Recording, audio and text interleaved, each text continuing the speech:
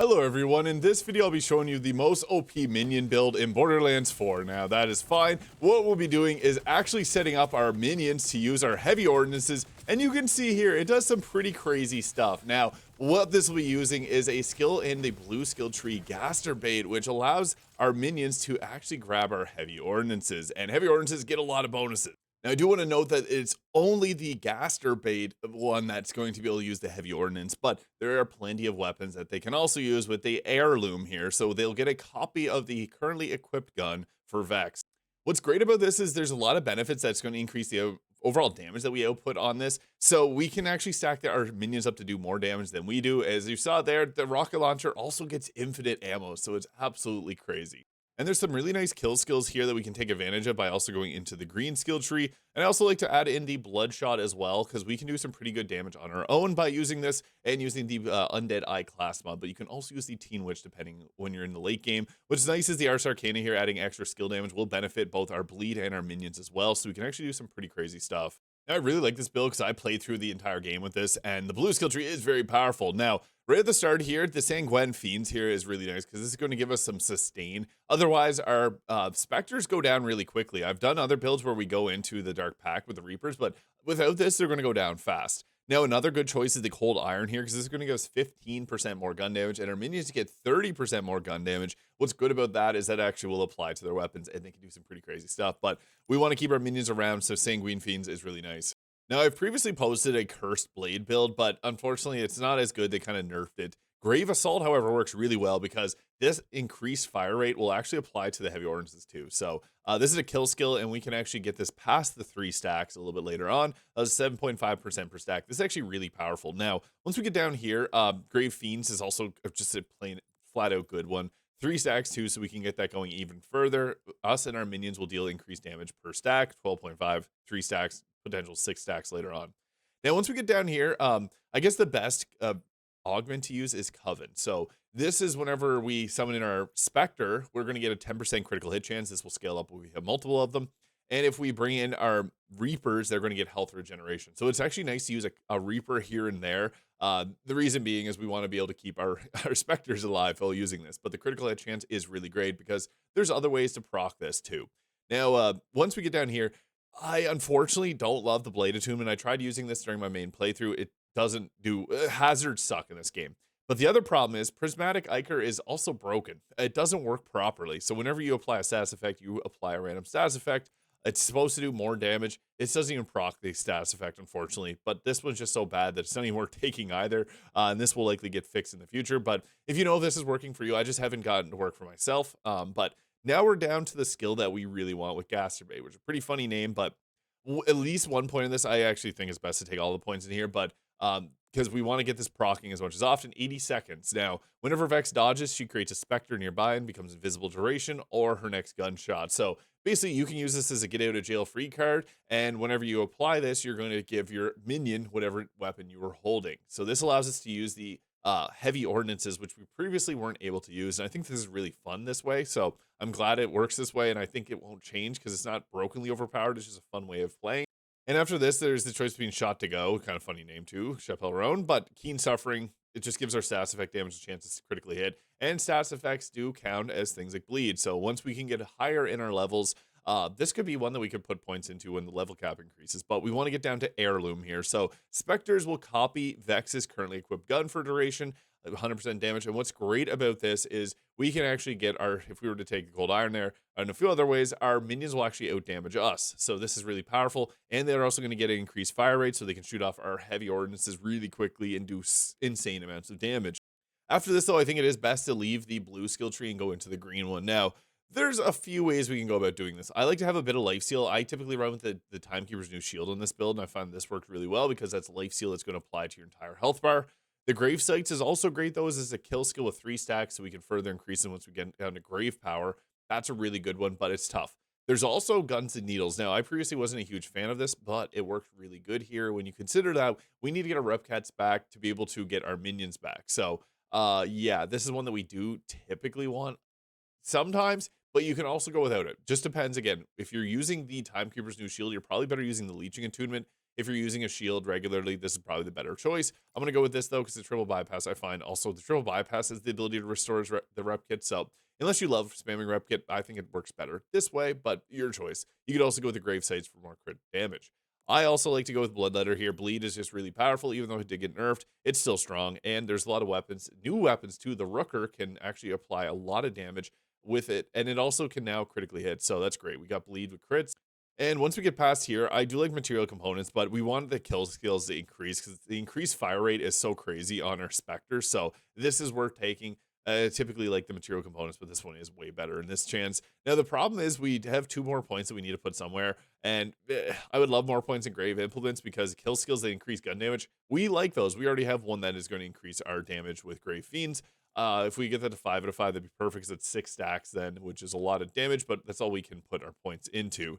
Now, we got a couple of choices to make. There's a really fun ability here with Mortal Terror, so we can activate kill skills when critically hitting enemies. And then we can use this here. Vex's skill damage gains critical hit chance against any part of enemies. These are really synergetic because this will give us our kill skills to trigger. But we also have a fun choice with going here and taking the Ars Arcana, which will give us increased skill damage, 45%. And our minions are skill damage, but so is Bleed, and so is Bloodshot. So we could actually go down here and get some extra damage. This way, anything that's orange is going to get affected by skill damage increases. And the increased damage from this is really nice. This is only if you're going to be using a sniper rifle. If you don't like playing with sniper rifles, even though snipers I think are the best category of weapon in Borderlands 4, it's still really nice to go this way if you're using snipers. But I think that this route is a little bit better in my personal preference. And then putting all the points in the Bloodshot so that our snipers, when we use a Repkit, which we're going to do to get our action skill back, this will trigger Bloodshot, which gives us bonus damage equal to 90% of our current health. And then with this, we also get increased skill damage, which is going to greatly increase our overall damage. This is, of course, using the Undead Eye class mod here, so whenever we kill an enemy with a sniper rifle, we get Bloodshot, and when we get crits, we have a 33% chance to trigger Bloodshot. Using the Stray, which has 2 additional bullets that can also get critical hits, is very nice. However, there's a lot of other really good sniper rifles that work here as well, and we get the critical hit chance when we summon in a Reaper, so it all triggers together to be really synergetic. There is also the Illusionist. The skill rolls are okay on this one.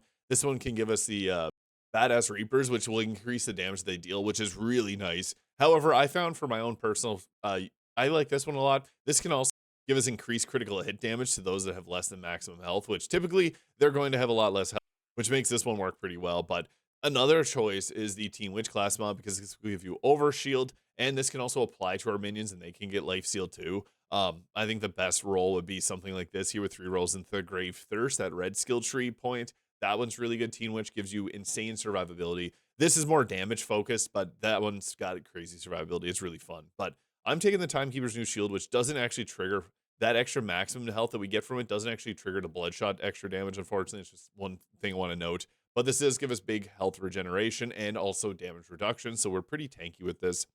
I also like the Hero of Bullet with the Vladoff using Wombo combos really good. When our heavy ordnance is on cooldown, this giving us extra bullets from the Wombo combo is really powerful. And our minions can also do, or Spectres can do a lot of damage with that as well. So this also has gun damage increases, which is nice.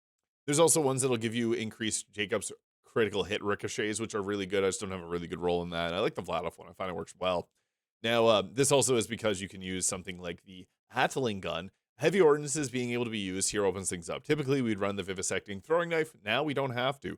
The Rocket Socket's my favorite. There's also like the Honey Bunches, which is really good. I just didn't have it. I don't have it on this character at the current moment. I like the Tongue Wag. It shoots a little bit slower, but it only has 6 bullets. But since our minion gets infinite, it's really nice there. The Litter Splitter is okay too, but I do find that the Rocket Socket is probably my favorite. And the Atling gun gets the auto aim too, but I find they aim actually pretty good. It's just the rockets that are a little bit slow to travel there. If you're playing with an aim on, they could put their forge wall down in front of it, and that would actually boost it up quite a bit. But yeah, this is a pretty fun setup. And the Repkit. Now, there's a few good choices. I personally like the one with Leech, especially when we're using this shield here, because this will give us so much life steal and survivability. If we ever have to pop it, we're not dying.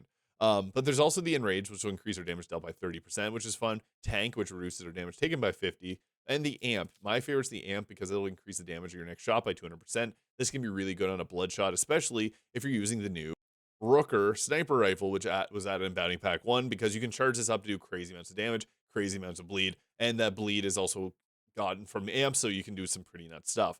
I also like the Complex Root. This is a sniper that I personally don't love to use too much myself, but it's actually really good on the minions. So you can pop this. Stray is always going to be a good one on any build. It's just auto aim, great damage, 3 bullets, and 3 chances to critically hit and chance to get your undead eye to trigger. The bod also works with the undead eye, so the bod you can throw on any build and it's going to be powerful. I like the toric stickies because they also get the bleed. And the wombo combo, very powerful weapon. I also want to give a shout out to the GMR. I know a lot of people really enjoy this weapon. I do too, because it's just an easy assault rifle that you don't have to charge up. As far as order guns go, it's just a straight firing one that's very high damage.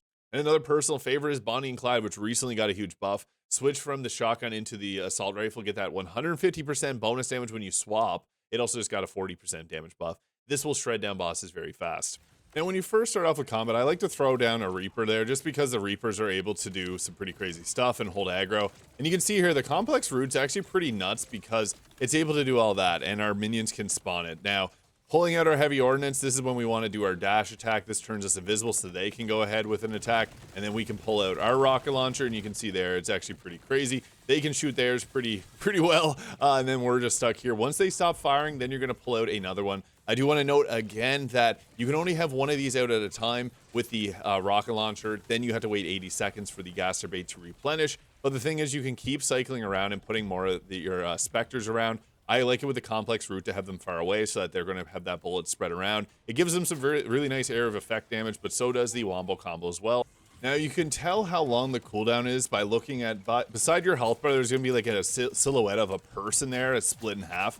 That's going to be the sign to know when you're going to get your ability to use the heavy ordnance again. So until then, you're just going to literally just pull out whatever weapon that you feel like using. The bod's another nice one, especially if you're using, if you want to have the Reapers out. I have to wait on the cooldown. I accidentally pressed F again. The only downside to this one is you have to be careful that you don't actually dash in the air. So using that, the only unfortunate thing is you can actually lose it pretty easily just by B-hop around and bunny hop, just bunny hopping everywhere and end up losing it. So yeah, you can see there, they dish out some pretty crazy damage when you get that going. So there it is. That is the most overpowered minion build in Borderlands 4. Extremely powerful, a lot of fun, and it's really cool. So let me know your thoughts in the comments. Hit the subscribe button below if you enjoyed. We'll see you all in the next one.